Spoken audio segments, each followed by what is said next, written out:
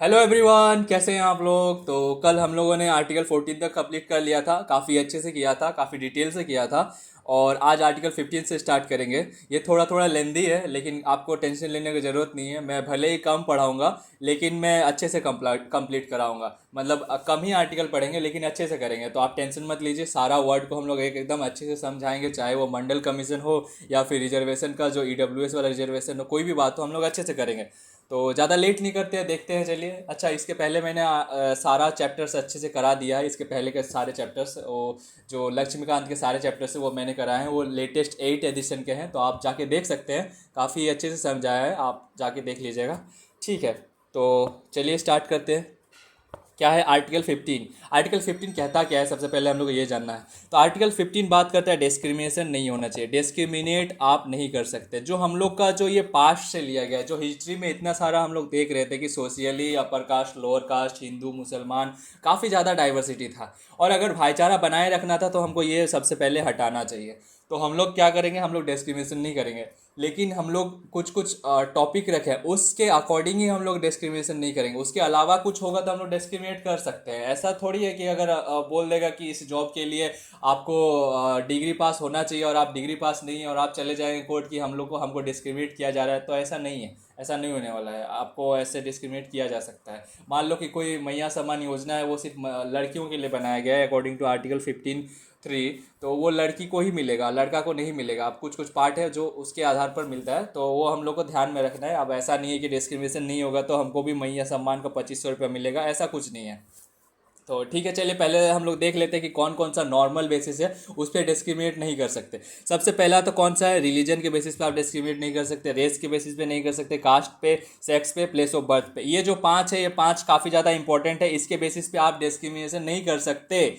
इसके अलावा अगर आपको किसी चीज़ पे डिस्क्रिमिनेट किया जा रहा है तो कोई दिक्कत नहीं है। आपको रोका जा रहा है होटल में, कोई रेस्टोरेंट में आपको किसी बेसिस पे रोका जा रहा है, तो आपको रोका जा सकता है। आप कुछ गंदा कपड़ा पहन लिए हैं, आप छोटा कपड़ा पहन लिए और आपको रोका जा रहा है, तो आपको रोका जा सकता है। लेकिन आपको इस बेसिस पे रोका नहीं जा सकता। ये जो पांच है, ये पांच सबसे ज़्यादा इंपॉर्टेंट है। इसके अलावा आपको जिस पे भी रोका जा रहा है आप कुछ नहीं कर सकते।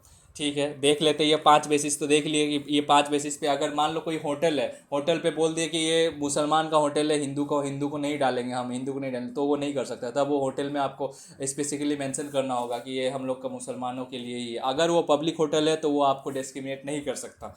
ठीक है, अब आगे देखते हैं क्या क्या लिखा हुआ है। Means to make an adverse distinction. तो ये डिस्क्रिमिनेशन का मतलब क्या होता है, एक एडवर्स डिस्टिंक्शन। एडवर्स का मतलब ऑपोजिट, किसी के साथ गलत तरीके का भेदभाव करना।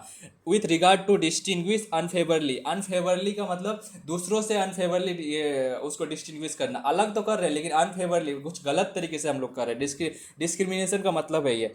कॉनोट्स that the discrimination on the other grounds is not prohibited. और ये भी बताता है कि आर्टिकल 15 कि जो ये जो पांच को हम लोग जो बोले, इसके अलावा बाकी सब चीज़ पे डिस्क्रिमिनेट कर सकता है। अगर चाहे तो डिस्क्रिमिनेट कर सकता है, उस पर प्रोहिबिटेड नहीं है।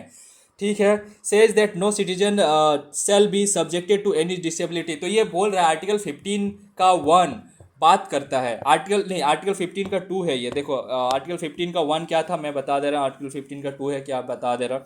आर्टिकल 15 का 1 बोलता है, आर्टिकल 15 का 1 बोलता है, स्टेट स्टेट इन पांच बेसिस पे डिस्क्रिमिनेट नहीं करेगा, डिस्क्रिमिनेट नहीं करेगा। और 15 का 2 बोलता है, 15 का 2 बोलता है, स्टेट एंड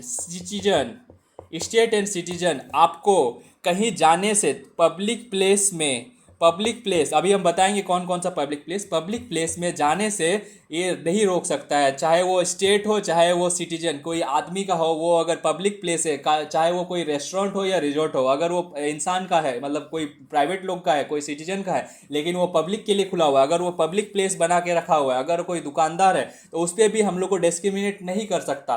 वो अगर डिस्क्रिमिनेट करेगा वो जेल जाएगा। अब देख लेते हैं 15(1) क्या था, खाली उस बेसिस पे स्टेट डिस्क्रिमिनेट नहीं करेगा। 15(2) क्या है, स्टेट और सिटीजन दोनों मिलकर डिस्क्रिमिनेट नहीं करेगा। तो देख लेते हैं, चलो। तो स्टेट एंड कहा गया, says that the state citizen to be subjected of any disability liability restrictions। ये तीनों का मतलब रेस्ट्रिक्शन, रोकना का ही बात हो रहा है। और कंडीशन भी नहीं लगाएगा। On grounds of religion, race, caste, sex, place of birth, इस बेसिस पे आपको पब्लिक प्लेसेस पे भी नहीं रोका जाएगा, ना तो डिसेबिलिटी लगाएगा, लाइबिलिटी लगाएगा, रेस्ट्रिक्ट करेगा, कुछ नहीं कर सकता। क्या क्या चीज़ नहीं कर सकता? आपको एक्सेस है शॉप्स का, आप कोई भी दुकान से सामान ले सकते, कोई ऐसा नहीं बोल सकता, कोई मुसलमान ऐसा नहीं बोल सकता कि नहीं तुम मेरे दुकान से सामान नहीं ले सकते। कोई रेस्टोरेंट है, पब्लिक रेस्टोरेंट, तो वहाँ पे भी आप आराम से जा सकते हैं, चाहे आप कोई भी इंसान है, इंडिया के हैं। होटल्स में भी आपको डिस्क्रिमिनेट नहीं किया जाएगा। प्लेस ऑफ पब्लिक एंटरटेनमेंट जो मूवी थिएटर है वहाँ पे भी आपको डिस्क्रिमिनेट नहीं किया जाएगा। तो उसके बाद और क्या क्या चीज़ है? यूज ऑफ वेल्स, आपको कोई कुआं है, पब्लिक कुआं है, वहाँ पे भी आपको डिस्क्रिमिनेट नहीं किया जाएगा, चाहे आप छोटे जाति को हो या ऊपर जाति के। टैंक्स, जो पानी का टैंक्स जो अभी ये मोदी जी लगा रहे हैं, उस पर भी आपको डिस्क्रिमिनेट नहीं किया जाएगा। बाथिंग घाट्स, जो गाँव में नहीं होता है कि तालाब में नहाते हैं, तो उसमें भी आपको डिस्क्रिमिनेट नहीं किया जाएगा। रोड सबका है, ऐसा नहीं बोला जाएगा कि ये मेरा रोड है आप इसमें नहीं जा सकते। प्लेस ऑफ पब्लिक रिजॉर्ट, कोई ऐसा पब्लिक रिजॉर्ट है जो पब्लिक के लिए बनाया गया है, तो उस पर आपको जाना अलाउ है। आप कोई भी इंसान हो, अगर आपके पास पैसा है, आप फिर भी नहीं जा पा रहे, तो आपको पुलिस चल जाइए, आप थाना चल जाइए, आपको वहाँ पे सुविधा मिल जाएगा, उसको ठिकाने लगाएगा। मेंटेन होली और पार्शियली बाय स्टेट फंड, चाहे वो खुद का बनाया हुआ हो, या फिर वो स्टेट के साथ मिल के बनाया हुआ हो, या फिर dedicated to use of public, general public, वो बस जनरल पब्लिक होना चाहिए। अब आप ऐसा नहीं कर सकते कि किसी का घर चले गए और बोले कि मेरे को घुसने नहीं दे रहा है, मेरे को आर्टिकल 15 से डिस्क्रिमिनेट कर रहा है। नहीं, आप ऐसा नहीं कर सकते। आप किसी का घर नहीं घुस सकते, तब तो आप चोरी करके भाग जाएंगे, ऐसा नहीं कर सकते। ये आपके अगेंस्ट हो जा रहा है, आर्टिकल 15 के बाहर है। आर्टिकल 15 में जो जो लिखा हुआ है, religion, race, caste, sex, place of birth, इस सब के बेसिस पे ही, इसके अलावा कुछ नहीं। हाँ, ठीक है। और कहाँ कहाँ है वो भी मैंने बता दिया। द यूज ऑफ वेल भी हो गया। और it prohibits discrimination both by states and private individual. तो 15 का जो 2 है, ये मैं इसलिए बता रहा हूँ, 15(1), 15(2), ये यूपीएससी में नहीं पूछा जाता है, लेकिन अगर कोई स्टेट पीसीएस का एग्जाम दे रहा है तो उसमें काफ़ी ज़्यादा पूछा जाता है, 15(1) क्या है, 15(2) क्या है, 15(3) क्या है। तो इसीलिए मैं बता दे रहा हूँ। 15 का जो 2 है वो बोलता है स्टेट्स, वो स्टेट के अगेंस्ट भी है और प्राइवेट इंडिविजुअल्स के अगेंस्ट भी है, लेकिन जो 15(1) था वो सिर्फ स्टेट के अगेंस्ट है। हाँ, ठीक है, इसे आप ध्यान रखिएगा। तो बीपीएससी के एग्जाम आ रहा है, आपको ये पूछा जा सकता है, थोड़ा ध्यान रखिएगा। हाँ, while the former provision prohibits only by states, ठीक है। और इसके साथ साथ कुछ एक्सेप्शंस है। अब तो हम लोग ये तो बोल दिए कि डिस्क्रिमिनेशन नहीं हो सकता, डिस्क्रिमिनेशन नहीं करेंगे, लेकिन अब ऐसा होने से ही हो गया, अब तो कुछ इसका लूप होल निकल जाएगा। इसलिए हम लोग उस लूप होल को छुपाने के लिए हम लोग क्या करेंगे, कुछ एक्सेप्शन लगाएंगे। कैसे एक्सेप्शन? अब अगर हम लोग डिस्क्रिमिनेट नहीं करेंगे, तब तो हम लोग को सबको इक्वल रखना होगा। तब अगर मैया सम्मान योजना लाएंगे, तब तो हमको मैया सम्मान योजना में 2500 रुपये मर्द को भी देना होगा, तब तो ज़्यादा खतरा है, ज़्यादा पैसा खर्चा होगा, ऐसा तो हम लोग नहीं कर सकते। तो इसीलिए बोला गया 15 का जो हम लोग का एक्सेप्शन है, इसे 15(3) भी बोल सकते हैं, या फिर डायरेक्ट आप इसे 15 का एक्सेप्शन बोल सकते हैं। इसमें बोला गया कि वोमेन्स के लिए और चिल्ड्रेन के लिए, वोमेन और चिल्ड्रेन के लिए आप ये कर सकते हैं, आप उन लोग को एडवांस करने के लिए कुछ भी स्पेशल प्रोविजन बना सकते हैं, एडवांस करने के लिए। ये वर्ड आप थोड़ा ध्यान रखिएगा, एडवांस, ये सब क्वेश्चन में पूछा जाता है, क्योंकि ये जो वर्ड है स्पेशल प्रोविजन, और क्या वर्ड है, रिजर्वेशन ऑफ सीट्स, तो ये सब जो वर्ड है, ये वाला वर्ड तो सबसे ज़्यादा इंपॉर्टेंट है, स्पेशल प्रोविजन। ये सब वर्ड जो है आपको ये में दिख जाएगा, क्वेश्चन में भी दिख सकता है, क्योंकि ये जो वर्ड है ये डायरेक्टली लिया गया है, कहाँ से, कॉन्स्टिट्यूशन से लिया गया है, तो ये काफ़ी ज़्यादा वर्ड है। तो ये बोल रहा है कि स्पेशल प्रोविजन बना सकता है, क्यों, उन लोग को एडवांसमेंट के लिए। कैसे कैसे करेगा? एग्जाम्पल के लिए रिजर्वेशन ऑफ सीट्स दे देगा वोमेन को, मतलब पंचायत में ऐसे आप देखे होंगे कि लड़की लोग को थोड़ा रिजर्वेशन रहता है। Provision for education, free education, बच्चों को फ्री एडुकेशन दिया जाएगा। ये सब क्या है, ये बताया गया है कि ये एक्सेप्शन है। आप ऐसा नहीं कर सकते कि इसमें डिस्क्रिमिनेशन हो रहा है, उन लोग को फ्री दे रहे हो, बच्चों को फ्री दे रहे हो, बड़ों को फ्री नहीं दे रहे हो, ऐसा नहीं होगा बाबू। आप थोड़ा फिर तो गलत है, आप गलत प्लानट में हो। फिर दूसरा एक्सेप्शन क्या है? पहला एक्सेप्शन तो वुमेन और चिल्ड्रेन के लिए को एम्पावर करने का एक्सेप्शन है, ये है 15(3). अब देखते हैं चौथा एक्सेप्शन, चौथा मतलब 15 का 4 क्या बोलता है। 15 का 4 क्या बोलेगा, देखो, is permitted to make any special provision for women. अरे यार, हाँ, ये तो हो गया, यही 15 का 3 था, ये वाला देखो, is permitted to make any special provision for the advancement of any special socially and educationally backward classes of और द शेड्यूल कास्ट और शेड्यूल ट्राइब्स। तो ये क्या बोल रहा है, देखो, यहाँ पे ओबीसी का नाम नहीं लिया गया है, और ना ही सिर्फ एसटी और एससी का नाम लिया गया है। मतलब ये सबको इंक्लूड कर रहा है। सबको कैसे? एसटी को इंक्लूड कर रहा है, एससी को इंक्लूड कर रहा है, ओबीसी को इंक्लूड कर रहा है। जिसको कैसे इंक्लूड कर लिया, ये डायरेक्ट बोल दिया, socially and educationally backward classes. Socially भी उन लोग बैकवर्ड है, सोशियली भी डाउन है, और एडुकेशनली मतलब पढ़ा लिखा भी नहीं है, उन लोग को इंक्लूड किया जाएगा। मतलब इसमें ये तीनों आ जाएगा। इन लोग को क्या किया जाएगा, यहाँ पे डायरेक्ट लिखा भी है, शेड्यूल कास्ट शेड्यूल ट्राइब से लिखा भी है। इन लोग को क्या किया जाएगा, रिजर्वेशन दिया जाएगा, रिजर्वेशन ऑफ सीट्स और free concession in public educational institution. कोई भी पब्लिक इंस्टीट्यूशन, कोई कॉलेज होगा, कोई एलपीयू कॉलेज हो गया, मान लो कोई आईआईटी हो गया, तो वो उस पर क्या किया जाएगा, रिजर्वेशन ऑफ सीट्स। उन लोग के लिए कुछ सीट्स रिजर्व कर दिए जाएंगे, उन लोग को कुछ सीट्स रिजर्व कर दी जाएंगे, और कुछ कुछ फीस भी कम लगेगा। अगर 100% उन लोग को स्कॉलरशिप मिल जाएगा। ऐसा बोल देगा कि आपको बोल देगा कि आपको 70% का स्कॉलरशिप मिल गया। एसटी को मिलता है इतना ज़्यादा, तो ये भी है। ठीक है, उसके बाद ये क्या था, ये 15 का 4 था। हाँ, अब बात करते हैं ये तीसरा exception. Is empowered to make any special provision for the advancement of any socially and educationally backward class or the schedule caste and the schedule tribes regarding their admission to the educational institution. देखो, ये था ऊपर वाला था reservation का, ये seats का reservation, लेकिन यहाँ पे भी एडमिशन का बात नहीं हुआ। यहाँ पे इन लोग को स्पेशल प्रोविजन बनेगा किसके लिए, फी कंसेशन के लिए, रिजर्वेशन ऑफ सीट्स, इस सब के लिए। लेकिन दूसरा वाला मैं बहुत बात करता है एडमिशन का, ये काफ़ी ज़्यादा इंपॉर्टेंट है। इसी के लिए पूरा एक आर्टिकल ही बन गया 15 का। कितना आर्टिकल है, 3 4 5 आर्टिकल बन गया। ये एडमिशन का बात करता है, चाहे वो प्राइवेट हो या फिर वो सरकारी हो, तो होगा ही, वेदर एडेड और अनएडेड। प्राइवेट हो, उसको पैसा मिल रहा है सरकार से या नहीं मिल रहा है वो हमको नहीं पता बोल रहा है, चाहे वो एडेड हो या ना हो, उसको एडमिशन में भी ये रिजर्वेशन मिलेगा, एडमिशन में भी उसको रिलैक्सेशन मिलेगा, ये चीज़ बोला गया है। लेकिन इसमें भी एक एक्सेप्शन है, ये माइनॉरिटी इंस्टीट्यूशन में नहीं होगा। माइनॉरिटी इंस्टीट्यूशन में कैसे होगा, माइनॉरिटी इंस्टीट्यूशन तो खुद ही उन लोग को खुद को बचाने के लिए उन लोग अपना इंस्टीट्यूशन खोल रहा है, खुद का अस्तित्व बचाने के लिए। वहाँ पे भी अगर तुम रिजर्वेशन मांगोगे तो कहाँ से होगा, तो ये चीज़ है। अब ये सी भी हो गया। उसके बाद डी क्या है, डी बोलता है, EWS वाला बोलता है is empowered to make any special provision for the advancement of economically weaker sections. ये स्पेशल प्रोविजन याद रखिएगा, और ये एडवांसमेंट ये काफ़ी ज़्यादा इंपॉर्टेंट, ये कॉन्स्टिट्यूशनल वर्ड है। हाँ, तो ये 15 का जो ये 6 बात करता है, ये बात करता है EWS को आरक्षण दो, कितना, 10% का आपको यहाँ पे देना होगा, ये चीज़ का बात करता है। तो इसमें और कुछ बात नहीं करता है, बस वही है। Further is allowed to make provision for the reservation of 10% of the seats for such section in admission में भी, इन प्राइवेट सेक्टर हो या फिर वो प्राइवेट सेक्टर में भी हो या गवर्नमेंट सेक्टर हो, दोनों हो सकता है। और वो प्राइवेट सेक्टर है, इसका मतलब ये नहीं कि वो गवर्नमेंट उसको पैसा नहीं दे रहा है तो वो नहीं करेगा, नहीं, वो एडेड हो या ना एडेड हो। Except the minority educational institution, minority educational institution में उसको कोई भी रिजर्वेशन नहीं दिया जाएगा।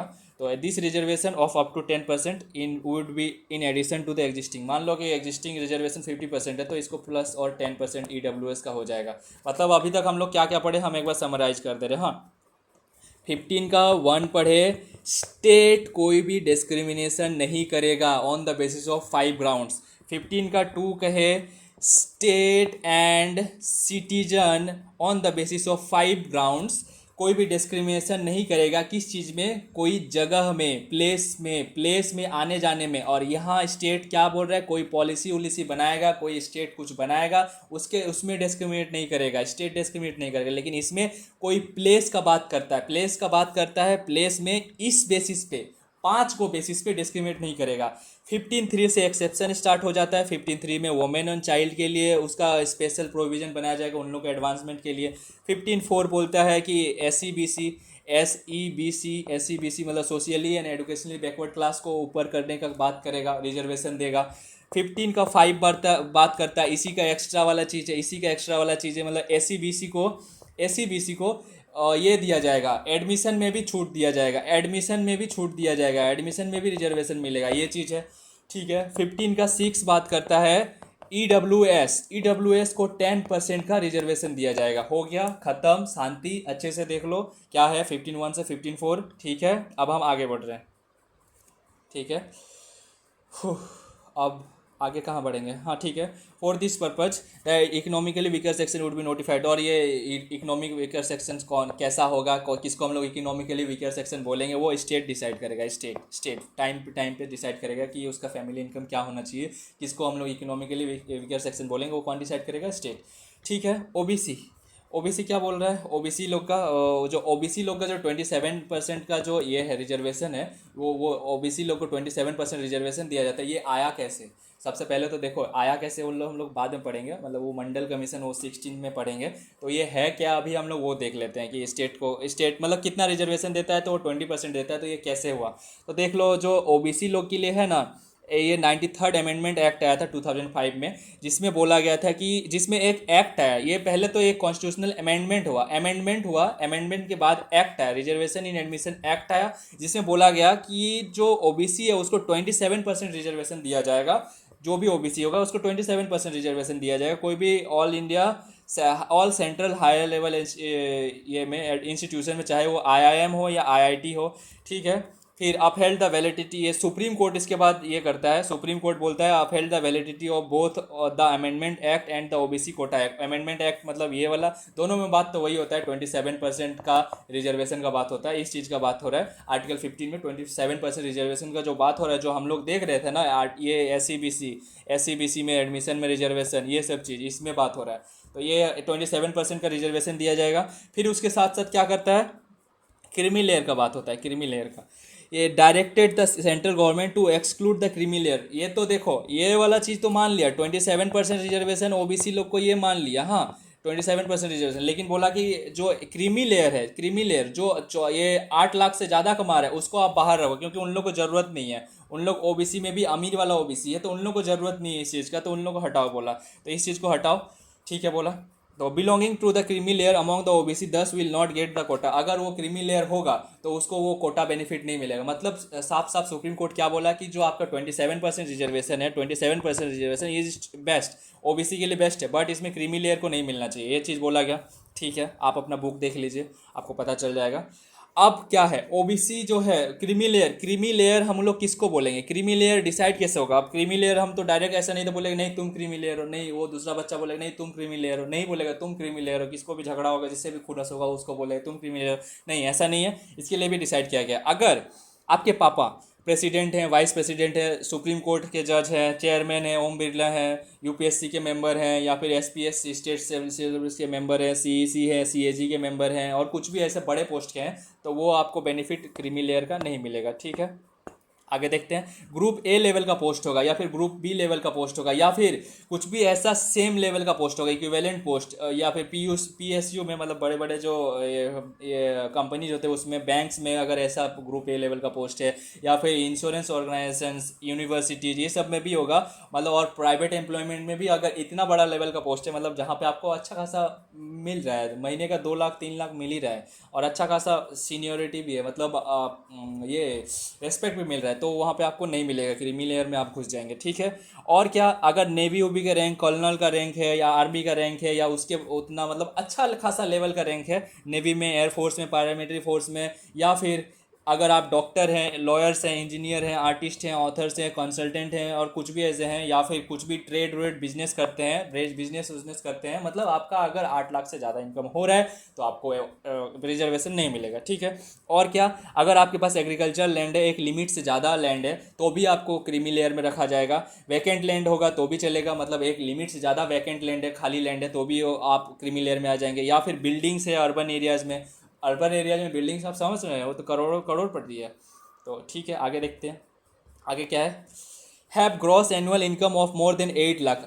जो ग्रॉस इनकम होगा, ग्रॉस इनकम इसमें 8 लाख से ज़्यादा होगा, तब उसको क्रीमी लेयर में रख देगा। Possesses wealth above the exception limit, और उसके बाद या फिर हो सकता है उसके पास कुछ पैसा है, वो कितना है, वो एक लिमिट से ज़्यादा है। कैसा कैसा बोल रहे वाज इंट्रोड्यूस, तो वो कैसा कैसा नहीं, वो तो नहीं लिखा है कि अगर आपके पास एक लिमिट से ज़्यादा पैसा है तो भी आप क्रीमी लेयर में नहीं रहेंगे। तो ये 8 लाख वाला आया कैसे, 8 लाख वाला ये आया था, ये जब इंट्रोड्यूस हुआ था तब पहले 1 लाख ही था, जब 1990s में आया था तो उस टाइम ये 1 लाख था। फिर बाद में इसे 2.5 लाख कर दिया गया 2004 में, फिर 4.5 लाख कर दिया 2008 में, फिर 6 लाख कर दिया 2013 में, और 8 लाख कर दिया 2017 में। तो आपको पुराना वाला याद रखने की ज़रूरत नहीं है, जो अभी है वो याद रखेगा। 8 लाख है, 8 लाख से ज़्यादा कमाते हैं तो आप क्रीमी लेयर में आएंगे, और 8 लाख से कम कमाते हैं तो आप गरीब हैं और आपको रिजर्वेशन दिया जाएगा।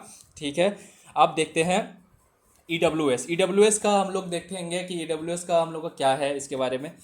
जो हम लोग का 15 का 6 था, हाँ, was added by 103rd amendment act 2019। ये अमेंडमेंट एक्ट करके लाया गया, क्योंकि अमेंडमेंट क्यों किया जा रहा है, क्योंकि सुप्रीम कोर्ट ने इसे पक्का मना किया होगा तभी अमेंडमेंट कर रहा है। तो ये उसके बाद अमेंडमेंट के बाद एक ऑर्डर आया। ऑर्डर में क्या बोला कि 10% रिजर्वेशन दिया जाएगा किसको, ईडब्ल्यूएस को, किसमें, एडमिशन में, इंस्टीट्यूशन जो एजुकेशनल इंस्टीट्यूशन होगा उसके एडमिशन में हम लोग इसको 10% रिजर्वेशन देंगे। ठीक है। Can be availed by the person belonging to EWS, कोई भी ईडब्ल्यूएस होगा तो ये इसे ले सकता है 10%। Who are not covered under any of the existing reservation of S T S C OBC, उसी आदमी को मिलेगा जो एस टी एस सी या ओबीसी में नहीं आता है। अगर कोई S T S C OBC में आता है उसको रिजर्वेशन तो उसी से मिल रहा है, तो इसका ज़रूरत क्यों है, इसका ज़रूरत नहीं है, इससे नहीं मिलेगा। फिर अगर कोई आदमी, मतलब साफ साफ बात हो रहा है कि अगर कोई जनरल कैटेगरी का है तो उसको ये चीज़ मिलेगा, साफ साफ अगर पूछे तो यही है। लेकिन इसमें भी अगर कोई आएगा थोड़ा गंदा आदमी तो उसमें भी ये ढूंढ देगा कि नहीं इसमें तो वो वाला आदमी नहीं है। ठीक है भाई, जो S C S T O B C में नहीं आएगा उसको ई डब्ल्यू एस में रख देना। ठीक है।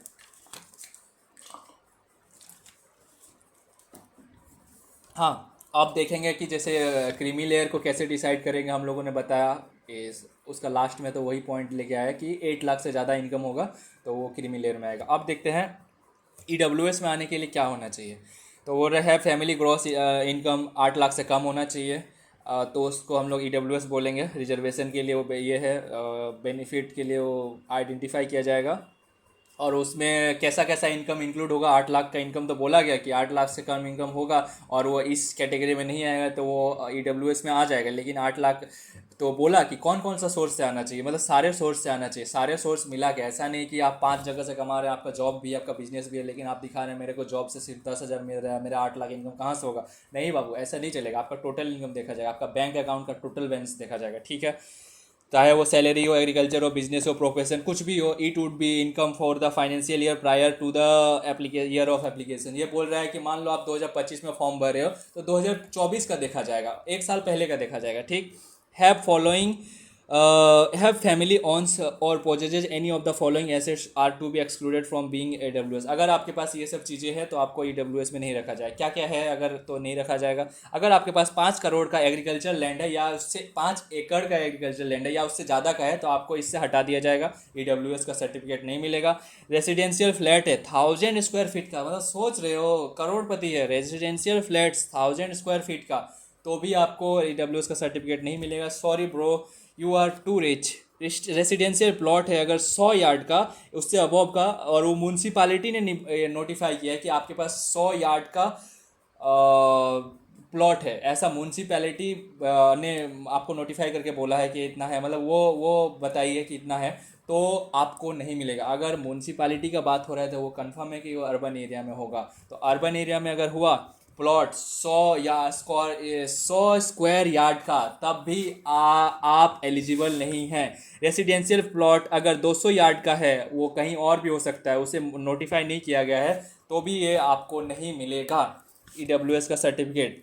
और क्या बोल रहा है, और चालाकी कर सकता है, इंडिया का आदमी काफ़ी चालाक होते हैं, तो इसीलिए बोल दिया कि would be clubbed while applying the land of property. Club किया जाएगा। क्लब मतलब मान लो आपका चांडिल में भी है जगह, मान लो आपका सरायकेला में भी जगह है, मान लो आपका रांची में भी जगह है, मान लो आपका टीकर में भी जगह है, तो ऐसा नहीं कि नहीं, हाँ इसका तो यही जगह है, काफ़ी छोटा जगह है तो इसको ई डब्ल्यू एस में रखा जाएगा। नहीं, ऐसा नहीं, सबको गिना जाएगा, सबको क्लब करके गिना जाएगा।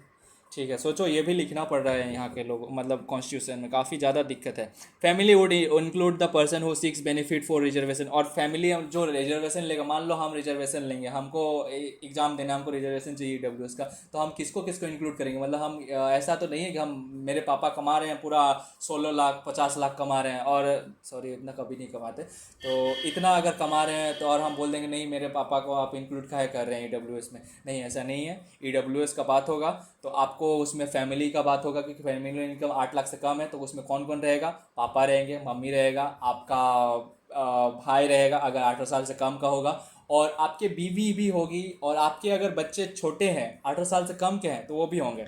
मतलब क्या क्या, आपके पापा मम्मी होंगे, हिज पेरेंट्स होगा, सिबलिंग्स होगा, भाई बहन होगा तो वो होगा जिसका 18 साल से कम एज है, और आपकी बीवी भी हो सकती है, बीवी भी हो सकती है, और बच्चे भी होंगे, अगर बच्चे को भी ऐड करेंगे अगर उन लोग का एज 18 साल से कम का है। मतलब काफ़ी लेट से एग्ज़ाम दे रहे होंगे, इसीलिए मेरा बच्चा भी है।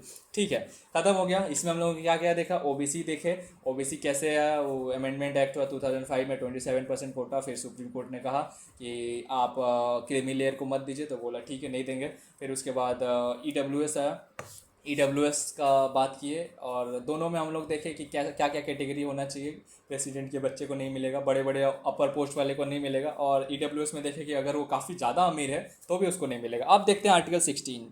Article 16 opportunity, equality of opportunity, equality of opportunity, ये वर्ड काफ़ी ज़्यादा इंपॉर्टेंट है। ये वर्ड डायरेक्ट कॉन्स्टिट्यूशन से लिया गया है। हाँ, इक्वलिटी ऑफ अपॉर्चुनिटी और एम्प्लॉयमेंट और अपॉइंटमेंट, ये काफ़ी ज़्यादा इंपॉर्टेंट है। ये आपको दिख सकता है क्वेश्चन में, इसीलिए आप इसे याद कर लीजिएगा।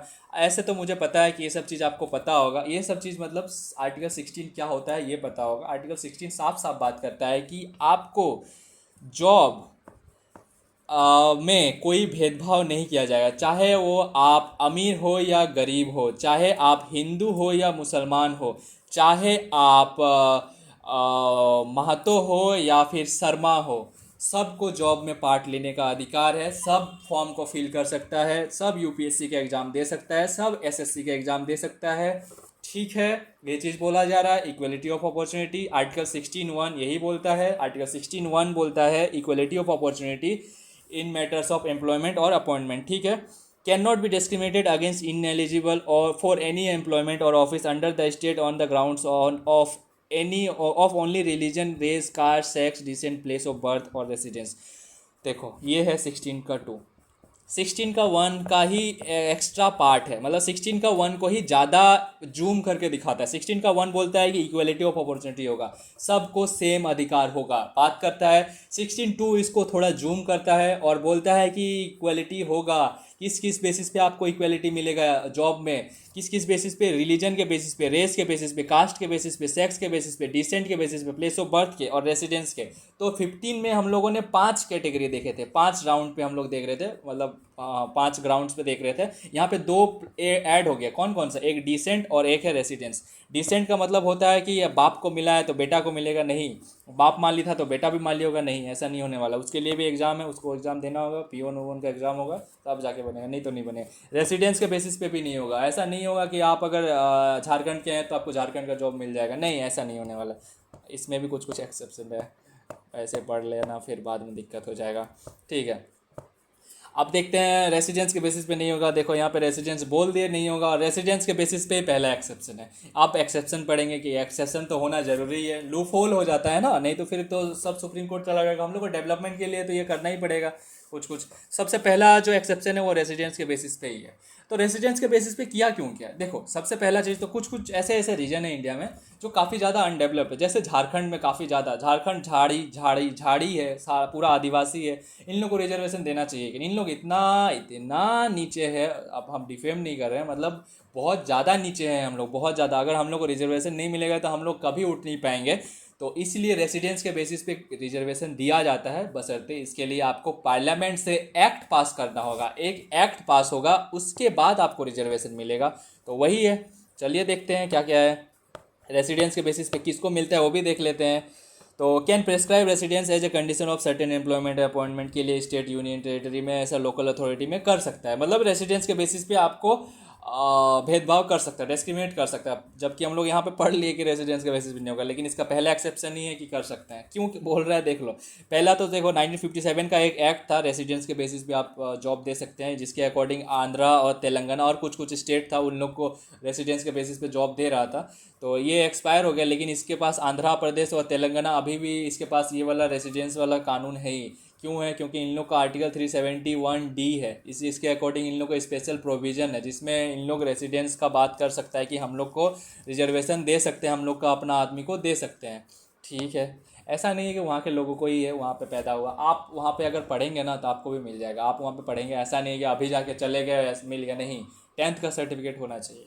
ठीक, अब आगे देखते हैं। रेसिडेंस के बेसिस पे है 16 का 3 बोल सकते हैं अकॉर्डिंग टू बीपीएससी, वरना आप नॉर्मल याद कर लीजिए। पहला एक्सेप्शन। दूसरा एक्सेप्शन क्या बोलता है, reservation of appointment or post in favour of any backward class or is not adequately presented in इतना। और देखो ये बोल रहा है, पहले आधा ही पढ़ लो। आधा बोल रहा है कि रिजर्वेशन दिया जाएगा, अपॉइंटमेंट में रिजर्वेशन दे सकता है। रिजर्वेशन रिजर्वेशन कम मार्क्स में भी आपको चुन लिया जाएगा। रिजर्वेशन दिया गया किस में, अपॉइंटमेंट में। सेकंड वाला बात क्या करता है, सेकंड वाला बात करता है रिजर्वेशन इन प्रोमोशन। रिजर्वेशन इन प्रोमोशन, प्रोमोशन में भी रिजर्वेशन दिया जाएगा। ये तो थोड़ा सा मेरे अकॉर्डिंग ये थोड़ा सा ख़राब हो रहा है, क्योंकि ये मतलब एफिशिएंसी को कम करेगा। लेकिन ये ज़रूरी भी है, एक टाइप से ज़रूरी है, but according to me it my opinion तो ये प्रोमोशन में नहीं होना चाहिए। होने से क्या होगा कि जो रियल में टैलेंटेड होगा उस देश में उसका विकास नहीं होगा, जो प्रोडक्टिविटी है वो नहीं आ सकता। अकॉर्डिंग टू मी मैं कह रहा हूँ, साफ साफ कह रहा हूँ, क्योंकि देखो ये कानून है, अब मैं कानून के खिलाफ अभी नहीं जा सकता। ठीक है, तो ये बोला कि अपॉइंटमेंट में भी दिया जाएगा और प्रमोशन में भी दिया जाएगा with constitutional seniorities. Constitutional seniority rank में भी बढ़ाया जाएगा, ऐसा नहीं कि बस पैसा ही बढ़ेगा, रैंक में बढ़ाएगा। रैंक में sub inspector, inspector, SP, DG, क्या क्या होता है ऊपर बढ़ेगा। In the service under the state in favour of other schedule caste and schedule tribes. तो किन लोग को दिया जाएगा, सिर्फ शेड्यूल कास्ट को दिया जाएगा, शेड्यूल ट्राइब्स को दिया जाएगा जो एडिक्वेटली रिप्रेजेंटेड नहीं है। ये काफ़ी ज़्यादा इंपॉर्टेंट लाइन है, नॉट एडिक्वेटली रिप्रेजेंटेड, ये भी आप याद रखिएगा। तो जिन लोग अच्छे से रिप्रेजेंटेड नहीं है, मतलब एडिक्वेटली रिप्रेजेंटेड का मतलब जितना आपके इंडिया में स्टेट में पॉपुलेशन है उतना उस पोस्ट में उस अकॉर्डिंग परसेंटेज वाइज उतना सीट्स में आप लोग नहीं है। ST SC लोग का बात कर रहे हैं तो नहीं है, तो उन लोगों को क्या किया जाएगा,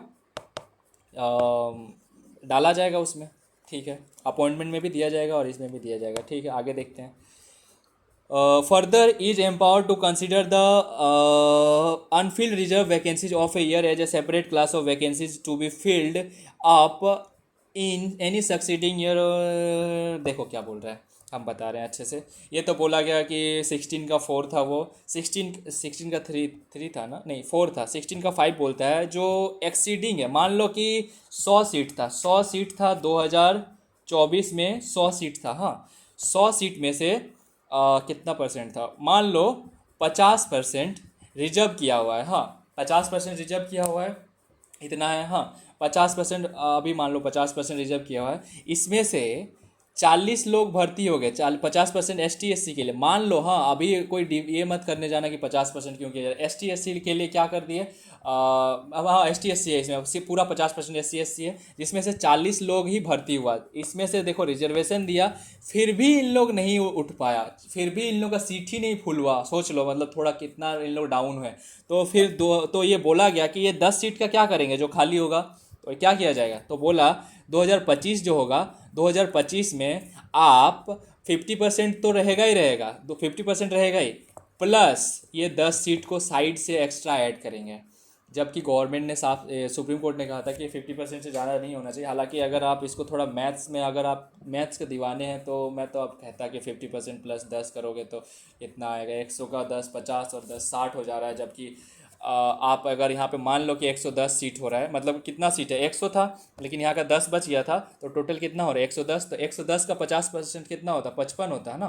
तो 55 सीट से ज़्यादा नहीं होना चाहिए था, 55 सीट से ज़्यादा ये बढ़ाना नहीं चाहिए था। लेकिन यहाँ पे क्या हो रहा है, 60 सीट्स हो रहा है ना, 50% मतलब 100 का 50% 50 और ये 10 60 हो रहा है, तो ये ज़्यादा हो रहा है, 50% को एक्सीड कर रहा है। तो ये सुप्रीम कोर्ट ने कहा था कि 50% से एक्सीड नहीं करना चाहिए, लेकिन इसका हम लोगों ने वायलेट किया। अब देखो वायलेट करना ही पड़ेगा, नहीं तो फिर हम लोग कर नहीं पाएंगे, अच्छा रूल नहीं बना पाएंगे।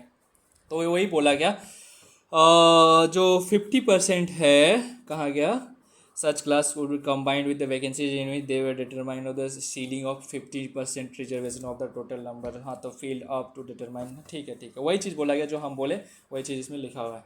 अब आगे देखते हैं। Can provide that incumbent of an office related to religious और डिनोमिनेटेड इंस्टीट्यूशन। देखो क्या बोल रहे हैं, काफ़ी ज़्यादा हार्ड वर्ड हम समझा रहे हैं। एक मंदिर है, टेम्पल है, टेम्पल में एक पूजा, मान लो कि राम मंदिर जो बना, राम मंदिर में काफ़ी सारे काफ़ी सारे पुजारी को ज़रूरत है। मान लो 150 पुजारी का ज़रूरत है, 150 पुजारी को क्या बोलते हैं पता नहीं, पुजारी लिख देते हैं, पुजारी का ज़रूरत है। तो क्या अब इसमें मुसलमान को लेगा, आप थोड़ा सोच के देख लीजिए, इसमें क्या मुस्लिम को लिया जाएगा, नहीं लिया जाएगा, मुस्लिम को थोड़ी लेगा, इसमें तो हिंदू को ही लेगा, हिंदू को ही ज़रूरत है। अब मान लो कोई मुसलमान आके बोले कि नहीं मुझे सारे मंत्र आते हैं तो आप मुझे लीजिए, नहीं bro, I can't do it, हम नहीं ले सकते। क्यों? क्योंकि ये हिंदू स्थल है, हिंदू पे हम मुसलमान वाला चीज़ को नहीं ले सकते। वहीं आप वक्फ बोर्ड पे जाइए, मुस्लिम वाले हज जो करते हैं वहाँ पे जाइए, उन लोग का जो पूजा होगा वहाँ पे हम लोग का इंडिया ये दूसरे धर्म वाले को नहीं बैठा सकते। ये धर्म के खिलाफ हो जाएगा, तो हम लोग ये नहीं कर सकते। तो ये चीज़ इसमें बात किया गया है। ठीक है, 16 का डी क्या बात करता है, पढ़ के सुना दे क्या। Can provide the incumbent of an office related to religious or denominal institution or a member of its governing body should belong to the particular religion, उसी रिलीजन का बिलोंग करना चाहिए। और denomination, this means that the appointment of the office bearers in a religious or denomination institution can be restricted to the person that particular religion or denomination. मतलब ये restrict कर रहा है, कोई आदमी अगर दूसरे बाहर का है तो उसको वो नहीं कर सकता। In brief, the religious qualification can be prescribe in the law by the law in this regard. तो वो बोल रहा है कि रिलीजियस क्वालिफिकेशन जो होगा वो लॉ में डिस्क्राइब किया रहेगा, उन लोग के लॉ में। तो वही है, मतलब आप रिलीजियस इंस्टीट्यूशन में नहीं जा सकते। मतलब जो बोला ना 16 में वो बात करता है ना, रिलीजियस बेसिस पे कोई भी डिस्क्रिमिनेशन नहीं होगा। लेकिन कोई रिलीजियस इंस्टीट्यूशन होगा, कोई मंदिर हो, मस्जिद हो, वहाँ पे आप थोड़े आप ये कर सकते हैं, मतलब आप पूजा कर सकते हैं। वो हो गया। अब डी में क्या बात करें, डी में EWS का बात करेगा। देखो वही 10% reservation, make a provision for the 10% reservation for the appointment of the post of any economically weaker sections. This reservation of up to 10% would be addition to the existing reservation. तो ये existing मतलब मान लो 50% था, 50% था किसका किसका, ST SC OBC का मिला के, +10% कर देगा EWS को, +10% EWS। बाप रे, जनरल कैटेगरी का तो हालत ख़राब हो जाएगा। ठीक है, ये हो गया। 10% सीट्स दिया जाएगा existing reservation. For this purpose the economically weaker section would be notified by state, और ये स्टेट नोटिफाई करेगा कि किसको EWS में रखना है। जो 8 लाख वाला है ना, 8 लाख, इसे कौन नोटिफाई करेगा? स्टेट, मतलब हम लोग का कंट्री डिसाइड करेगा, या फिर हो सकता है वहाँ का स्टेट करे, तो वही चीज़ है। ठीक है, तो वो स्टेट डिसाइड करेगा, टाइम टाइम में डिसाइड करेगा जैसे जैसे महंगाई बढ़ेगी। ठीक है, अब देखते हैं मंडल कमीशन, काफ़ी ज़्यादा इंपॉर्टेंट है। ये जो हम लोग पढ़े, ये सब चीज़ अभी है जो हम लोग पढ़े ना, 50% को वायलेट कर रहा है, फिर EWS है, फिर उसके बाद क्या है, फिर उसके बाद क्या था, 27% का रिजर्वेशन दिया जा रहा है। फिर हम लोग क्या देखें कि reservation in promotion and appointment दोनों में है, सिर्फ वो ST SC के लिए है। तो ये सब के पीछे कुछ बैकग्राउंड है, जिसमें एक बार बोलता है सुप्रीम कोर्ट बोलता है आप नहीं कर सकते, लेकिन गवर्नमेंट करती है अमेंड करके, वो सब चीज़ पढ़ने वाले हैं। तो कैसे ये चीज़ आया, ये सब चीज़ जो है वो सब आप लॉक कर लीजिए, ये जो है वो फाइनल है। लेकिन अब ये आया कैसे, आप वो सब देखने वाले हैं। तो देखो, सबसे पहले तो मंडल कमीशन है। इसके पहले भी एक काका कालेकर समिति आता है, तो वो छोड़ दो, वो इंपॉर्टेंट नहीं है, क्योंकि वो उसको कभी लाया ही नहीं गया, वो रिप्रेजेंट में, मतलब वो कभी इन्फोर्स ही नहीं हुआ, तो उसको आप याद मत रखो, छोड़ो, कुछ काम का नहीं है वो। ऐसे 70% रिजर्वेशन का बात करता है, जो पॉसिबल ही नहीं था, सब नकार दिए थे। तो देखो, मंडल कमीशन को अपॉइंट किया गया था। फिर 1980 में BP मंडल एक मेंबर ऑफ पार्लियामेंट थे। रुको यार, हाँ, मेंबर ऑफ पार्लियामेंट थे वो। अकॉर्डिंग टू आर्टिकल 340 उन्होंने क्या किया, एक इन्वेस्टिगेट करना स्टार्ट किया। क्या चीज़, socially and educationally backward class कौन है। जो हम लोग 27% रिजर्वेशन देने का बात करें, वो तो OBC को देने का बात करें, बाद में ना आता है OBC वाला। इसके पहले हम लोगों ने 15 में क्या पढ़ रहे थे, 15 में क्या पढ़ रहे थे कि socially and educationally backward class को दिया जाएगा, रिजर्वेशन देंगे ना, ये करेंगे ना, वो करेंगे, वो सब बात कर रहे थे। अभी तो हम लोग ये कास्ट पे आया ही नहीं, OBC पे आया ही नहीं है, OBC पे बाद में आएंगे। तो ये बोलता है कि इसको हम लोग को खोजना है, तो ये खोजेंगे बोलता है। तो क्या करता है ये, फिर 1719 में ये बनता है, फिर 1780 में एक साल में अपना रिपोर्ट दे देता है। इसमें रिपोर्ट में क्या बोलता है, 3743 कास्ट जो है socially and educationally backward class है। बोल दिया कि इतना कास्ट काफ़ी ज़्यादा बैकवर्ड है। और ये इसके बाद क्या कहा, 52% component of the population excluding the ST SC tribes. तो जो OBC है, इसके साथ साथ और क्या बोल दिया, देखो, इतना कास्ट जो है वो socially and educationally backward class है। उसके बाद और क्या बोल दिया, 52% of the population are OBC। मतलब ये socially and educationally backward class में से अगर आप ST SC को हटा दें तो 52% लोग OBC बच रहे हैं, सोच लो। इसके बाद 52% अगर OBC ही है, तो ये जो मंडल कमीशन है, एक तरीके से देखा जाए तो पूरा तो इसको फ़ायदा उठाएगा गवर्नमेंट, वोट लेने के लिए बोला जाएगा कि 52% तो ये है। अगर हम इसको अपने तरफ कर लिए, इसको अगर हम पूरा रिजर्वेशन दे दिए, इसको अगर हम हैप्पी रख दिए, खुश कर दिए, ऐसे करके खुश कर दिए, तो तब को तो हम तो हमेशा सरकार में रहेंगे। तो वही करता है गवर्नमेंट, अब हम क्या ही बोलें। ठीक है, तो इतना सीट है तो 52% बोल दिया, ये पहली बार डिफाइन कर दिया, पहली बार बता दिया, ये डाटा निकाल दिया कि कितना परसेंट पॉपुलेशन जो है वो ओबीसी है। ठीक है, शेड्यूल कास्ट शेड्यूल प्राइस से बाहर है। तो ये क्या बोला उसके साथ साथ, तो ये बोला कि 52% है, इतना कास्ट है, वो बोला कि 27% का आपको रिजर्वेशन देना चाहिए गवर्नमेंट जॉब्स में। तो किसको, for the other backward class, so that the total reservation of ST SC OBC 50% से पास ज़्यादा ना हो। तो ये क्या बोल रहा है कि 50% से ज़्यादा पास ना हो। आपको दिमाग में थोड़ा बिल्कुल आना चाहिए कि ये 50% का बात हम लोग इतना कर रहे हैं, ये आया कहाँ से। मंडल कमीशन में तो इसका बात ही नहीं हुआ, जबकि हम लोग हिस्ट्री ही पढ़ रहे हैं, मतलब जो मंडल कमीशन से हम लोग हिस्ट्री देख रहे हैं ओबीसी का। तो ये अभी 50% का बात कहाँ से आ गया रिजर्वेशन का। देखो 1960s, आई थिंक 1960s या 70s में, रॉन्ग भी हो सकता हूँ, कोई ये मत कीजिएगा, 60s में ही मान लो। एक केस हुआ था, हाँ केस का नाम भी मुझे बोलने का ज़रूरत नहीं है, अगर हम बोलेंगे फिर आप लोग का एक्स्ट्रा दिमाग लगेगा उसमें। 50 केस हुआ, उसमें साफ साफ बोला गया कि आप जो रिजर्वेशन दे रहे हैं वो 50% से कभी ज़्यादा नहीं होना चाहिए, कभी ज़्यादा नहीं होना चाहिए, हमेशा 50% से कम होना चाहिए, नहीं तो आपका जो एफिशिएंसी है, कंपटीशन है, वो घट जाएगा, वो उसका कुछ वैल्यू नहीं रहेगा। तो बोला ठीक है। तो वही चीज़ इसीलिए क्या बोला गया कि 27% का रिजर्वेशन दो। ऐसा क्यों बोला गया, क्योंकि पता है एसटी और एससी को कितना रिजर्वेशन दिया जा रहा था। एसटी और एससी को टोटल मिला के, मतलब एक गो को मिल रहा था 7% और एक गो को मिल रहा है 7.5%। तो टोटल कितना हो रहा है अगर देखेंगे तो 27 और 7 कितना हो रहा है 34। 34, 27 और 7 34, हाँ 34 और 7 कितना हो जाएगा, 34 और 7 हो जाएगा, अरे यार 4 3 7, 7 4 11 41.5 ऐसा करके टोटल हो रहा है। तो यही चीज़ था, ज़्यादा कुछ हार्ड नहीं है इसमें। आगे देखते हैं। 27% का रिजर्वेशन दो, तो अगर वो 42% वैसा कुछ हो रहा है तो क्या होगा, 42% वैसा कुछ होगा तो क्या होगा, 50% से कम होगा। 50% से अगर कम होगा तो वो तो आराम से एक्सक्लूड नहीं कर रहा है, तो ठीक है, अच्छा बात है बोला। अब आगे देखते हैं, आगे देखते हैं क्या बोला, रुको यार। तो 27% का रिजर्वेशन तो बोला, तो ये तो 1980 में अपना रिपोर्ट दिया था, तो गवर्नमेंट ने 10 साल बाद इसे ये कर दिया, मतलब पास कर दिया, इफेक्ट में आ गया 10 साल बाद। फिर इसे 1 साल बाद दूसरा गवर्नमेंट आया, गवर्नमेंट चेंज हुआ, तो क्या किया, दूसरा गवर्नमेंट आया तो नरसिंहा राव आया। वो क्या बोले, उसने बोला कि एक ईडब्ल्यूएस सेक्शन लाओ। ईडब्ल्यूएस सेक्शन का मतलब कुछ कुछ जो जाति है वो, मतलब जाति में ऊपर है लेकिन उन लोग गरीब हैं, इसको लाओ, ऐसा बात की है। और बोले कि जो ओबीसी में जो गरीब आदमी, जो भी अमीर आदमी है उसको बाहर करो, उसको रिजर्वेशन नहीं मिलना चाहिए। क्रीमी लेयर का बात होता है, जो हम लोग क्रीमी लेयर वहाँ पढ़ रहे थे ना, आप देखेंगे यहाँ पे इवॉल्व होता है। मतलब मंडल कमीशन पहली बार ओबीसी कैटेगरी को लाया। ओबीसी कैटेगरी में अब बात होगा क्रीमी लेयर का। क्रीमी लेयर का बात हो चुका है, सीलिंग का बात हो चुका है, तो क्रीमी लेयर को बात होगा, और ये ईडब्ल्यूएस को 10% रिजर्वेशन देने का भी बात हो गया है।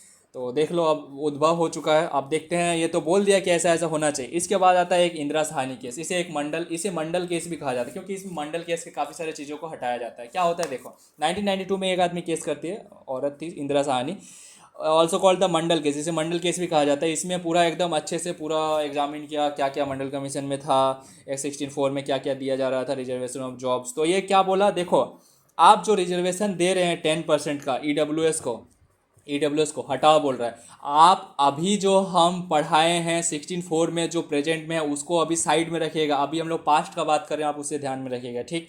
जो रिजर्वेशन दिया जा रहा है उसको हटाओ बोल रहा है। फिर उसके बाद क्या बोलता है, इकोनॉमिक सेक्शन को नहीं दिया जाना चाहिए। और क्या बोला कि जो 27% रिजर्वेशन जो ओबीसी को दिया जा रहा है वो सही है, उसको रहने दो बोल रहा है। तो ठीक है, ये चीज़ रहने दो बोल रहा है। और क्या बोला गया, should be excluded from the list of the beneficiaries of reservation. और ओबीसी जो 27% रिजर्वेशन होगा वो एसटी एससी में फिर से नहीं आना चाहिए, मतलब एक आदमी को दो बार रिजर्वेशन नहीं मिलना, दो बार रिजर्वेशन नहीं मिलना चाहिए, ठीक है। फिर should be confined to initial appointment only. तो इसी टाइम पे जो मंडल कमीशन आया था, जो रिजर्वेशन दिया जा रहा था, स्टार्टिंग से जो रिजर्वेशन मिल रहा था वो अपॉइंटमेंट में भी मिल रहा था और प्रमोशन में भी मिल रहा था। तो ये पहली बार इंदिरा साहनी बोलती है कि सिर्फ अपॉइंटमेंट में दो, इसमें मत दो, किसमें, प्रमोशन में मत दो बोलता है। ऐसा बोलता है कि प्रमोशन में मत दो, प्रमोशन में जो है उन लोगों को 5 साल तक रहने दो, उसके बाद और मत देना, ऐसा करके बोला गया। तो ये तो केस है, अब इसको तो मानना पड़ेगा, सुप्रीम कोर्ट जजमेंट दे रहा है ना। Should not exceed 50% except in some extraordinary condition. और बोला गया कि आप ये 50% से ज़्यादा नहीं कर सकते। मतलब जो ईडब्ल्यूएस आया था ना, देखो यहाँ पे ओबीसी में तो ठीक हो रहा था, लेकिन इसके बाद जब दूसरा गवर्नमेंट आया 1991 में, तो यहाँ पे ईडब्ल्यूएस 10% वाला बात कर दिया, 10% वाला बात किया, तो वो 50% से ज़्यादा जा रहा था। तो इसको बोला कि नहीं, आप 50% से ज़्यादा नहीं निकाल सकते, बस आप कुछ कंडीशन को छोड़ के ये this rule should be applied every, और ये रूल हर साल अप्लाई होगा। Can in case of full Anfield, अगर मान लो बाकी रह गया, जो मैंने कहा था कि 100 में से अगर 50 सीट रिजर्व है, 50 सीट एसटी के लिए रिजर्व, मान लो एसटी के लिए रिजर्व है, एसटी एससी के लिए, जिसमें से खाली 40 ही फिल हुआ, तो 10 बच गया, तो उसको क्या करना है, उसको बोल रहा है कि आप अगले साल भरोगे, लेकिन बोल रहा है कि आपको ये भी ध्यान में रखना है कि आपका 50% वायलेट नहीं होना चाहिए। अरे यार गजब बोल रहा है, 50% वायलेट नहीं होना चाहिए, हम कहाँ से करेंगे, ऐसा नहीं होना चाहिए। अगर हो रहा है तो फिर उसको सीट को कम करना पड़ेगा, यही होगा और कुछ नहीं होगा, तो उसको फिर दूसरा साल 2 साल बाद ऐसा करके किया जाएगा, वही चीज़ होना था। तो इसलिए फिर बाद में एक कॉन्स्टिट्यूशनल अमेंडमेंट तो ज़रूरी है, ये जो बात बोलता है काफ़ी ज़्यादा मतलब हो रहा है ये। Should be establish to examine complaint of over exclusion and under inclusion, ये भी बोल रहा है कि ओवर इंक्लूजन मतलब ओबीसी में कुछ ऐसे कैटेगरी तो नहीं डाले हो जिसको ज़रूरत ही नहीं है, और ऐसे कैटेगरी को तो डालना भूल तो नहीं गए जो जिसको ज़रूरत है। ये सब चीज़ को एग्जामिन करने के लिए एक कमेटी बनाओ, वही करो। No relaxation in qualifying marks, पहले जो रिलैक्स मतलब एस टी एस सी लोग को क्या था पता है, क्वालिफाइंग मार्क्स में भी मतलब मान लो 100 मार्क्स मिल रहा है, 100 मार्क्स में से 33 मार्क्स पास मार्क्स होता है, तो 33 मार्क्स में भी आप लोग को इसमें भी रिजर्वेशन मिलता था, इसको भी हटा दिया गया, बोला कि इसको रिजर्वेशन नहीं दिया जाएगा। हालांकि इसके बाद वाला में देखेंगे इसको चेंज कर दिया जाता है, मतलब ऐसा नहीं कि कट ऑफ मार्क्स में दिया जाएगा, 100 में से 80 मार्क्स जो होगा वो कट ऑफ होगा, इस पर रिजर्वेशन दे के 70 कर दिए एस टी एस सी लोग के लिए, नहीं ऐसा नहीं, ये तो होगा ही। इसके साथ साथ ये भी था पहले, इसको हटा दिया गया, ठीक है। अब आगे देखेंगे ये चीज़ फिर से कंटिन्यू होगा, इसीलिए मैं ये थोड़ा कंफ्यूजिंग है, थोड़ा मतलब हद से ज़्यादा कंफ्यूजिंग है, तो इसीलिए मैं थोड़ा बोलता हूँ, आप थोड़ा ध्यान से सुनिएगा तो उसके बाद क्लियर होगा। हाँ ठीक है, अब आगे देखते हैं। ये तो बोल दिया नो रिलैक्सेशन, और ये भी नहीं होगा, प्रोमोशन में भी कोई भी ये रिजर्वेशन नहीं दिया, रिजर्वेशन प्रोमोशन नहीं दिया जाएगा due to the maintenance of efficiency, efficiency बचा के रखना है। तो गवर्नमेंट ने बोला कि चला ये तो अच्छा अच्छा किया, लेकिन कुछ कुछ बहुत गंदा कर दिया, बोला कि 50% को बाहर नहीं हो सकता, फिर बोल दिया क्या बोला 20 ये EWS वाला नहीं होगा, फिर क्या बोला, फिर क्या बोला ये no relaxation in qualifying marks, ये बोल दिया। इन लोग को ये चीज़ सही नहीं लगा। फिर एक क्या बोल देता है, एक बोल देता है कि इनिशियल रिजर्वेशन ही मिलेगा, अपॉइंटमेंट में मिलेगा, सिर्फ प्रमोशन में नहीं मिलेगा। ये इन लोग सोच रहे हैं कि अगर ऐसा हुआ तो फिर तो उन लोग कभी डेवलप कर ही नहीं पाएंगे, तो इसीलिए फिर एक रामनंदन कमेटी बनाता है, ये जो बोला था कि आप एग्जामिन कीजिएगा, तो ये रामनंदन कमेटी बोलता है, कमेटी बनाया गवर्नमेंट ने और बोला कि जाइए देखिए, इन लोगों ने तो सुप्रीम कोर्ट ने तो कुछ भी कैसा कैसा डिसीजन दे दिया, लेकिन इसके अकॉर्डिंग तो नहीं चल सकते, क्योंकि उन लोगों से देखो अब ऐसा इन लोग इतना ज़्यादा ध्यान क्यों दे रहा है, क्योंकि इन लोग को ना रिजर्वेशन जो है हम लोग को मिलता है, हम लोग को अगर खुश रखेगा तो हम लोग वोट देंगे, तो इसीलिए इन लोग इतना ज़्यादा प्रेशर दे रहा है। नंदन कमेटी बना दिया। अब नंदन कमेटी क्या बोलता है, एक नेशनल कमीशन बनाता है, वो एग्जामिन करता है कौन है इसमें कौन नहीं है। फिर उसके बाद क्या बोलता है, लेटर इन सेकंड अमेंडमेंट 2018 कन्फर्ट, इसको फिर से और एक्स्ट्रा इनलार्ज कर दिया गया, कौन कौन है, ओबीसी कैटेगरी को और बढ़ाया गया, 338B ऐड कर दिया गया। फिर दूसरा वाला क्या बोलता है, फिर दूसरा वाला देखो, अब इसके साथ इसको ऐड मत करना, ये दूसरा पार्ट था, ये एग्जामिन करने का पार्ट था, एग्जामिन कौन है इसमें कौन नहीं है, ओबीसी में किसको ज़रूरत है किसको नहीं है। अब दूसरा वाला बात करता है न्यू आर्टिकल एम्पावर्स रिजर्वेशन इन प्रोमोशन, ये बात करता है, ये एक दूसरा अमेंडमेंट एक्ट आया, ये तो दूसरा, ये पहला एक्ट था, ये दूसरा एक्ट है, इसमें बोला जाता है जो रिजर्वेशन इन प्रोमोशन है, प्रोमोशन ये भी बना रहेगा, इसके लिए भी एक अमेंडमेंट एक्ट आया, अमेंड किया गया, और रिजर्वेशन इन प्रोमोशन को भी लगाया गया, मतलब उसको भी ऐड कर दिया गया, ठीक है। लेकिन ये सिर्फ ST SC के लिए, हाँ ओबीसी के लिए नहीं है, जो एडिक्वेटली रिप्रेजेंटेड नहीं है, ये काफ़ी ज़्यादा इंपॉर्टेंट है। हाँ यूपीएससी में डायरेक्ट पूछ देगा, 4 गो ऑप्शन रहता है, इसमें लिखा रहेगा, एक में एडिक्वेटली रिप्रेजेंटेड, दूसरा में लिखा रहेगा एडिक्वेटली रिप्रेजेंटेड, लिखा ही नहीं रहेगा, तो ऐसा मत सोचिएगा कि इसका कुछ वैल्यू नहीं है, इसका वैल्यू है। Enacted the 85th amendment act 2001 for constitutional seniority, ये तो है, ये दूसरा है, इसमें बोला गया कि आप कॉन्स्टिट्यूशनल सीनियरिटी मिलेगा, मतलब वही प्रमोशन वाला का ही बात करता है। प्रमोशन वाला जो है ना, उसको फिर से बोलता है कि रैंक भी बढ़ेगा, प्रमोशन तो होगा, रैंक बढ़ेगा आपका, रैंक, पैसा ही नहीं बढ़ेगा, रैंक भी बढ़ेगा। उसके बाद क्या बोलता है, जो हाँ फ्रॉम जून 1995 के बाद क्या होगा, रैंक बढ़ेगा आपका। Nullified by the 85th amendment 2000, it added a new provision of article 16 about the unfilled reservation vacancies of a year class vacancy full succeeding year, जो ये बोल रहा था कि जो ये वाला बात कर रहा है, वो जो 50% जो हो रहा था नहीं, जो carry forward rule, carry forward उसका बात होगा। ये क्या बोल रहा है, देखो ये बोल रहा है कि ये उसको नलीफाई कर दिया, उसको ख़त्म कर दिया है। कौन सा चीज़ को ख़त्म कर दिया गया? जो अनफिल्ड वैकेंसीज है उसको नेक्स्ट ईयर भरा जाएगा एज ए सेपरेट क्लास। ऐसा नहीं कि 50 नहीं बोला कि वो आप नेक्स्ट ईयर ऐड करेंगे, लेकिन वो 50% से ज़्यादा नहीं होना चाहिए। देखो ये कब पॉसिबल है हम बता रहे हैं। वो जो सुप्रीम कोर्ट ने बोला था कि आप कैरी फॉरवर्ड रूल लगाइए, मतलब आप नेक्स्ट ईयर उसको भरिए। जैसे कि 100 था, 100 में से 50 वो वैकेंसीज था रिजर्व था ST SC के लिए, जिसमें से 40 भरा, 10 खाली रहा। 10 को नेक्स्ट ईयर भरेगा तो मान लो नेक्स्ट ईयर 110 सीट हो गया। 110 का 50% कितना होगा? 55 होगा। 55 सीट से ज़्यादा नहीं रिजर्व होना चाहिए। लेकिन अगर हम देखेंगे तो इसका कितना सीट मिलेगा इस साल? तो 50 और प्लस ये 10, ऐसा अगर हम कर रहे हैं तो ये ऐसा होने से कितना हो रहा है? 60 सीट हो रहा है। 60 सीट मतलब क्या हो रहा है? 60 सीट हो रहा है तो मतलब 55 सीट रिजर्व होना चाहिए। 55 सीट से ज़्यादा रिजर्व होना नहीं होना चाहिए, ऐसा सुप्रीम कोर्ट कहा कि 55% से ज़्यादा सीट, 55 सीट से ज़्यादा नहीं होना चाहिए, ऐसा बोला। मेरा आप समझो, अब मैं जो कह रहा हूँ आप समझो। हाँ, इस साल का 110, 2025 का 50% क्या है? 50 है कि 55 है? 55 है। तो ये बोल रहा है कि 55 से ज़्यादा सीट रिजर्व नहीं होना चाहिए। लेकिन हम देख रहे हैं अगर पिछले साल का 10 को ऐड कर रहे हैं तो वो 60 हो जा रहा है। तो वो क्या करना पड़ता है? हम लोग को 5 सीट को नेक्स्ट ईयर ऐड करना पड़ता है। तो इसीलिए इस चीज़ को भी नलीफाई करता है। ये बोलता है कि नहीं, ये वाला चीज़ नहीं होगा, आप ख़त्म करो, ये चीज़ को हम लोग एक्स्ट्रा इंक्लूड करेंगे। एक्स्ट्रा मतलब क्या? देखो एक्स्ट्रा मतलब ये जो है ये ऐसा कुछ नहीं होने वाला है, ऐसा कुछ नहीं होने वाला है। 100 सीट है इस बार भी जितना सीट है उतना ही रहेगा। उसका 50% हम रिजर्व कर देंगे। इसका जो होगा होगा। ये जो 10 सीट है उसको हम लोग साइड से ऐड करेंगे, साइड से ऐड करेंगे। ठीक है, आई थिंक आपको समझ में आ जाना चाहिए, नहीं तो फिर बहुत दिक्कत है। अभी भी हम लोग आर्टिकल 16 में हैं, आप समझ जाइए फिर कितना स्लो चल रहे हैं। ठीक है, ये हो गया 50% reservation. Enacted 76th amendment act, तो ये तमिलनाडु में फिर एक रिजर्वेशन एक्ट लाया। तमिलनाडु में देखो 50% से ज़्यादा नहीं होना चाहिए ऐसा बोल दिया था ना, तो इस चीज़ को सब कोई हटाने की कोशिश करता है। इसने भी क्या किया? 76th अमेंडमेंट एक्ट लाया, जिसमें क्या बोल दिया, जो रिजर्वेशन एक्ट था उसको 9th शेड्यूल में डाल दिया। 9th शेड्यूल में डालने से क्या होता है? 9th शेड्यूल एक डब्बा होता है जिसमें कि मतलब कोई भी आपको ये नहीं कर सकता। क्या नहीं कर सकता? मतलब उसको चेंज नहीं कर सकता। हालांकि अभी तो चेंज हो सकता है, जुडिशियल रिव्यू है, तो ठीक है। स्टेट पे है, 50% से ज़्यादा एक्सीड कर रहा था। 69% रिजर्वेशन था जो एक्सीड नहीं करना चाहिए था, लेकिन ये एक्सीड कर रहा है, तो इसीलिए इसने क्या कर दिया? 9th शेड्यूल में डाल दिया। ठीक है, अब क्या है? Enacted the 82nd amendment act, ये दूसरा वाला बात होगा। It added a new article इतना to power mark make any provision in favour of the ST SC on relaxation of qualifying marks. Qualifying marks पे भी उसमें कहा था ना, इंदिरा साहनी ने क्या कहा था कि आप जो 100 में से 33 मार्क्स में जो पास हो रहा है, इसको आप जो कम कर रहे थे ये नहीं कर सकते, लेकिन इसको भी चेंज कर दिया गया। ये 33 मार्क्स से कहा, बोला था कि आप नहीं चेंज कर सकते, तो इसको हटा के कर दिया कि नहीं, आप चेंज कर सकते हैं। इसको कॉन्स्टिट्यूशनल अमेंडमेंट एक्ट लाया गया और इसे बोला कि नहीं आप कर सकते। मतलब ST SC लोग के लिए अगर चाहेगा तो 28 मार्क्स में भी पास करा सकता है। उसके साथ साथ ये भी कराया गया, जो सीनियोरिटी जो होगा, प्रोमोशन जो होगा, उन लोग को उसमें भी प्रोमोशन दिया जाएगा। इस चीज़ का भी बात करता है। ठीक है, आगे देखते हैं। हाँ, ये हो गया।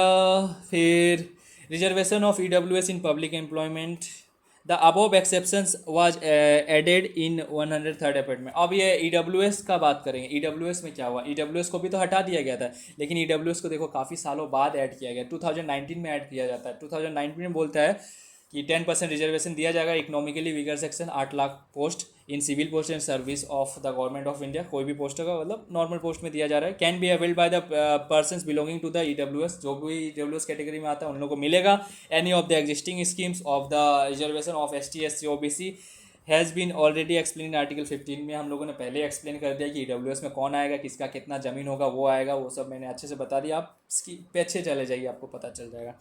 और क्या है, अब रिजर्वेशन देंगे तो बहुत ज़्यादा नुकसान होगा। अब ऐसे करेंगे तो रिजर्वेशन देंगे तो हम लोग का एफिशिएंसी में तो नुकसान हो रहा है। तो इसीलिए क्या किया जाता है? इसलिए बोला जाता है कुछ कुछ ऐसे पोस्ट है जिस पे रिजर्वेशन नहीं दिया जाना चाहिए।